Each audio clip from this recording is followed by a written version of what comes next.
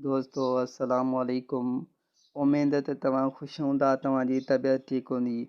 दोस्तों जीअं त हर वीडियोज़ में असां तव्हांखे कंहिं न कंहिं सिंधी आर्टिस्ट जे बारे में ॿुधाईंदा आहियूं। त दोस्तों अॼु बि असां सिंध जी तमामु बहितरीनु अदाकारा जे बारे में तव्हांखे ॿुधाईंदासीं। दोस्तों जेकॾहिं तव्हां सिंधी आर्टिस्ट जे बारे में मुकमल ॼाण हासिलु करणु चाहियो था त पोइ असांजे यूट्यूब चैनल तां तव्हांखे मिलंदी सिंधी आर्टिस्ट जे बारे में मुकमल कहाणी।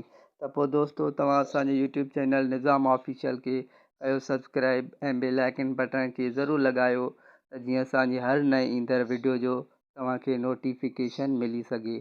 दोस्तों तव्हांजो टाइम न वठंदे असां वीडियो कयूं पिया स्टार्ट।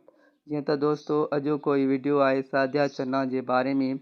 दोस्तों सादिया चन्ना सिंध जी तमामु बहितरीनु अदाकारा आपा शबीरा चन्ना जी न्याणी आहे।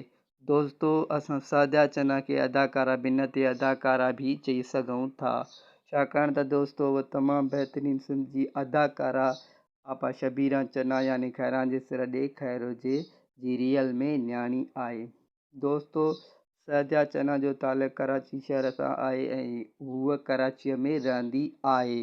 दोस्तों सादिया चन्ना 2007 में ड्रामा फील्ड में दाख़िल थी हुई, जंहिंजो पहिरियों ड्रामो वतायो वर्टाइल प्राइवेट कंपनीअ में थियो हुयो। उन खां पोइ दोस्तों सादिया चन्ना तमामु घणा ड्रामा कया आहिनि पीटीवीअ ते बि चाइल्ड स्टार तौरु। ऐं दोस्तों तमामु वॾो सॉफ्ट सीरियल सिंध टीवीअ ते फुल एक्शन ड्रामो हुयो हारियानी, जंहिंमें हारियानीअ जो किरदारु अदा कयो सादिया चन्ना तमामु बहितरीनु। उन खां पोइ दोस्तों हींअर जेको ड्रामो हली रहियो आहे सादिया चन्ना जो कॉमेडी ड्रामो आहे मश्किरीअ जो ड्रामो मश्किरनि जो ॻोठु, जंहिंमें चिरकिरीअ जो किरदारु अदा करे रही आहे सादिया चन्ना। दोस्तों सादिया चन्ना खे ड्रामा फील्ड में कमु कंदे तक़रीबन 13-14 साल थी चुका आहिनि ऐं दोस्तों सादिया चन्ना जी शादी बि थियल आहे। दोस्तों ही अॼोको वीडियो तव्हांखे ॿुधायोसीं सादिया चन्ना जे बारे में।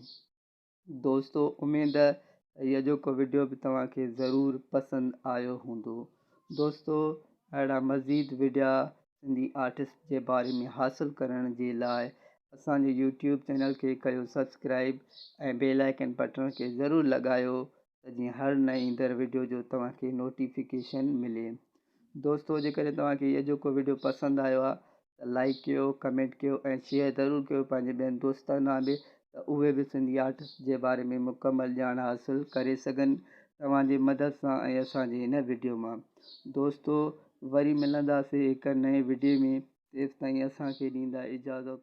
अल्लाह हाफ़िज़।